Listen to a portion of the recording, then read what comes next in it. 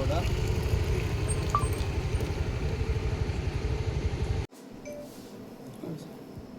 నిన్నటి దినం అంటే 31st 7th మంత్న మాకు ఈవినింగ్ 4 o'clock ఆ టైంలో మా ఎస్ఐ గారు డ్యూటీలో ఉంటే ఒక గడ్డూరు కాలనీ దగ్గర మామిడి తోటలో మనిషి హ్యాంగింగ్ చేసుకున్నాడు అని చెప్పి కంప్లైంట్ వచ్చింది. ఇమ్మీడియట్గా అడిగి పోయిన వెంటనే చూస్తే అక్కడ వాళ్ళ రిలేటివ్స్ కూడా ఉన్నారు. డిసీజ్డ్ కృష్ణప్ప అని చెప్పి 47 years అతను గడ్డూరు కాలనీ, అతను హ్యాంగింగ్ చేసుకుని ఉన్నాడు.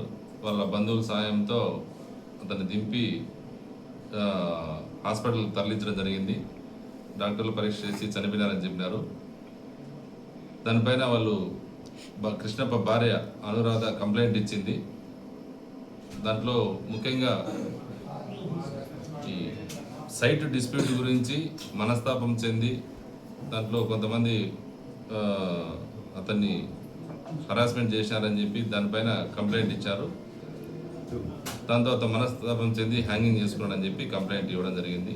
దానిపైన ఇన్వెస్టిగేషన్ చేస్తున్నాం.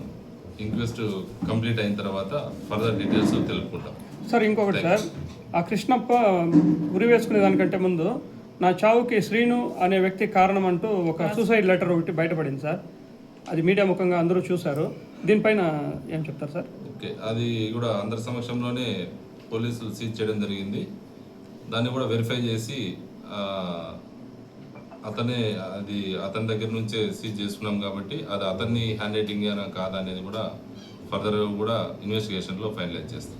సార్, ఒక విఆర్ఓను ఇంకొక లేడీ కూడా ఈ వ్యవహారంలో ఇంటర్ఫియర్ అయి ఉన్నారనేసి మనకు సమాచారం సార్. దీనిపైన సార్ ఓకే, ఫర్దర్ డీటెయిల్స్ ఇంకా వాళ్ళు విట్నెస్ ఎగ్జామ్ చేస్తున్నాం. చేసి ఫైనల్ డీటెయిల్స్ అని తెలుసుకున్న తర్వాత మీకు ఇన్ఫార్మ్ చేస్తాం.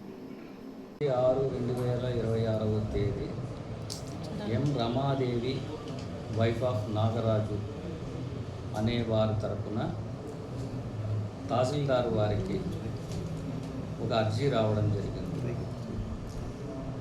రమాదేవి వైఫ్ ఆఫ్ నాగరాజు అనే వాళ్ళకి 2008లో గడ్డూరు కాలనీ నుండి ఇంటి పట్టా ఇచ్చారని, ఆ ఇంటి పట్టాకు అసెస్మెంట్ ఉందని మరియు నీటి పన్ను చెల్లిస్తూ ఉన్నామని,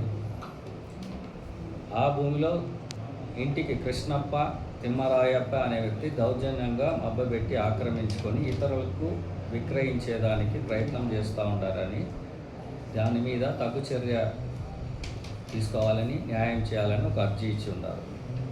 దాని మీద 29/6/2020 తహసీల్దారు విఆర్ఓకి ఎంటర్ చేసి ఉన్నారు. దీని మీద విఆర్ఓ గారు విచారణకు హాజరు కావాల్సినదిగా 27/7/26 తాకీదు ఒకటి పంపించున్నారు. ఈ విషయంగా విఆర్ఓ నోటి తాకీదు మాత్రమే ఇచ్చారు, కానీ ఇందులో ఆఫీస్ తరఫున ఎలాంటి ఇబ్బందులు అయితే ఎవరిని పెట్టలేదు. ఆ నోటి తాకీదు కూడా మీరు చదవచ్చు.